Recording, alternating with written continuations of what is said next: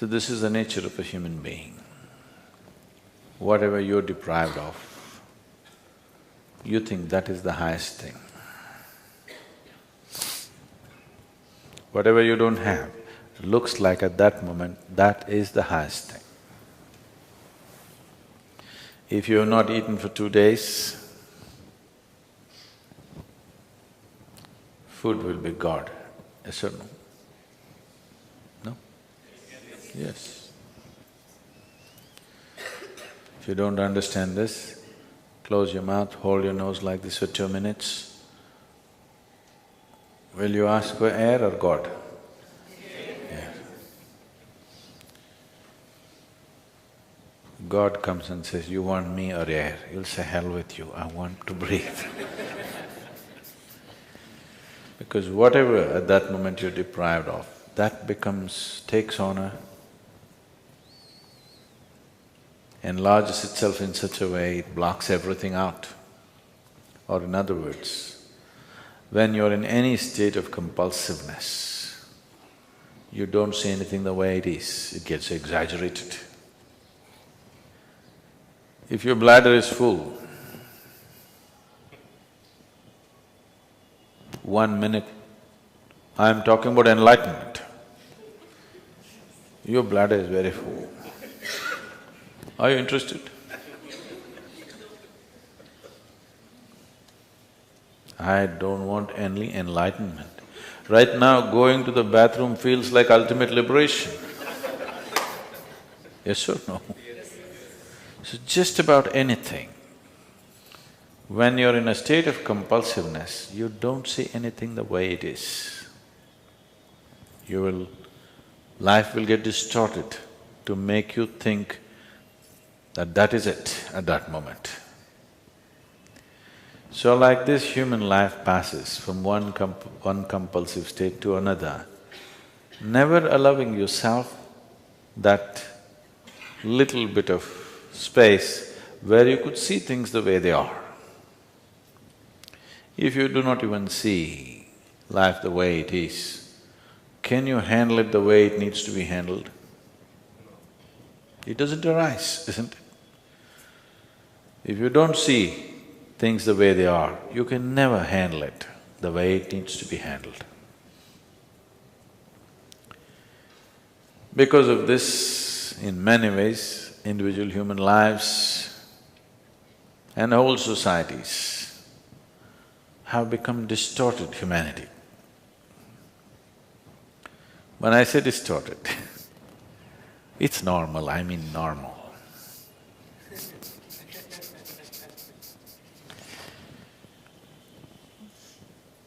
I was talking to a 14, 15-year-old kids in a school. And I couldn't believe that I was talking to about 11, 12 of them, young boys and girls. When something came up and I was just asking them what are they going to do next because they were in their 10th standard or something, they're only talking about finding a job and earning a living. I couldn't believe this because my whole life I never thought of earning a living. My dear father used to break his head, this boy has no fear in his heart, what will happen to him, what will happen to him? I said, not having fear is a problem? I thought fear is a problem. I never thought not having fear is a problem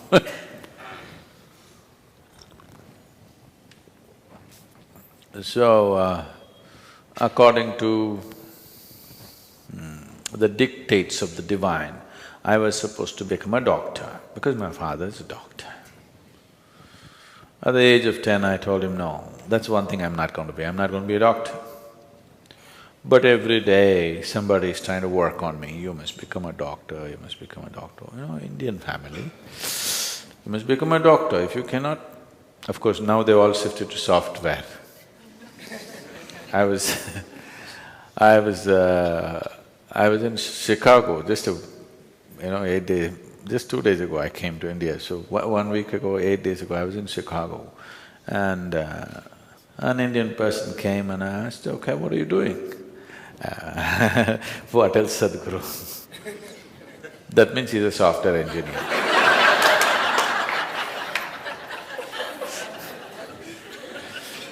There was a time if you said what else, you were a doctor. Now if you say what else, it means you're a software engineer.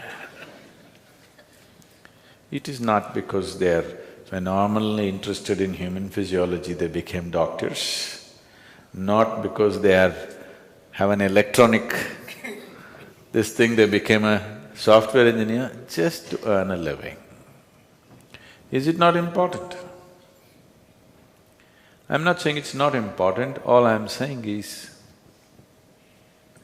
even an ant, which is 1/1,000,000th of your brain, is capable of earning a living. What's your problem with such a big brain? Why I'm saying this is, this idea, this horribly limiting idea has been imposed into our youth that you must earn a living and that's the biggest thing. With this big brain, earning a living is actually a problem on this planet. I know everybody's been conditioned to believe that. It is not so, I'm telling you. It is not so. Earning a living is a petty thing for human consciousness, but unfortunately, whole humanity is investing all its energies and intelligence in just earning a living. If this one thing does not change in the world, that… I'm not saying one should not, all I'm saying is, it need not occupy the entirety of human consciousness to earn a living. If you put one little finger to work, it'll earn a living. It's capable, this is capable of that. All human genius has been smothered to death simply because everybody is thinking how to earn a living, how to earn a living, The moment they can earn a living, they will sit down and become fat.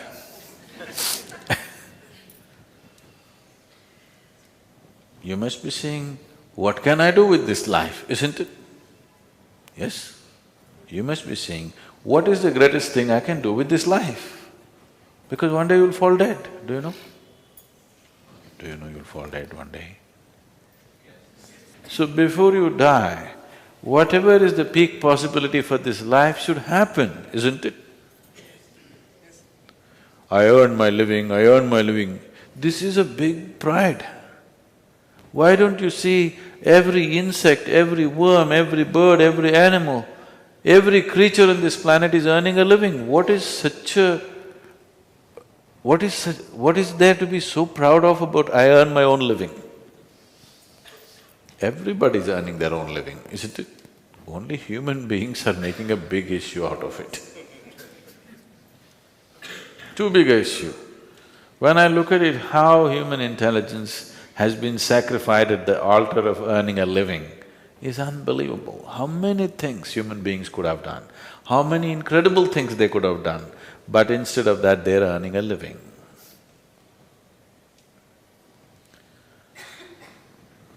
So it's very, very important. I'm just thinking we should start a wave, particularly in schools and colleges, that earning a living is a damn little thing.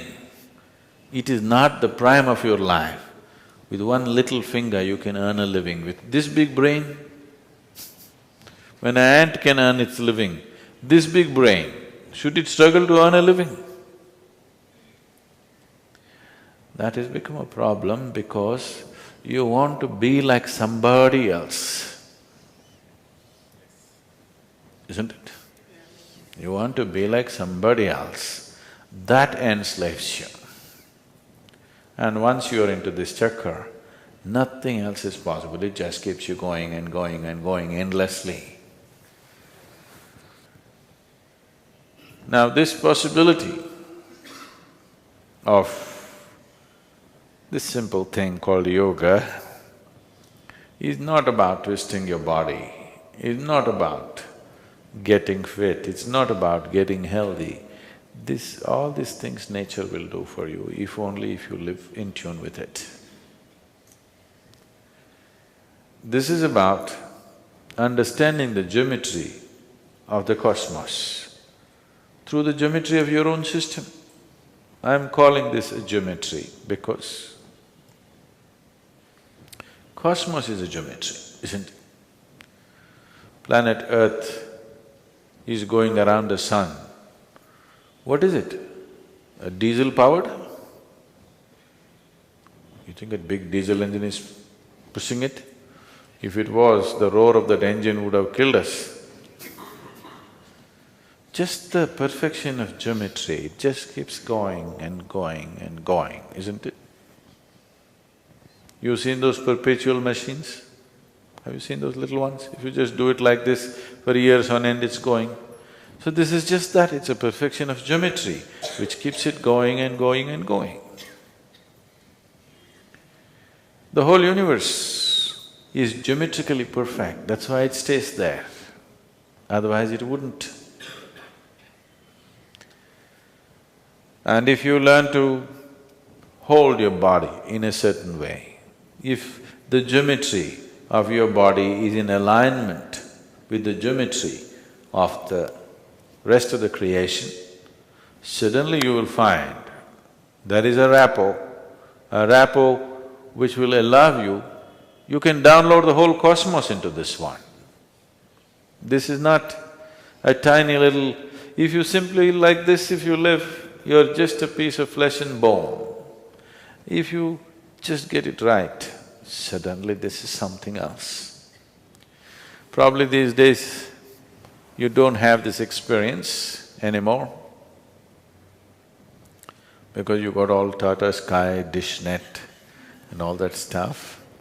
But if suppose you had a television in your home in 80s when first the Doordarshan came, you are watching your favorite cricket match, suddenly your television goes boop, boop, boop.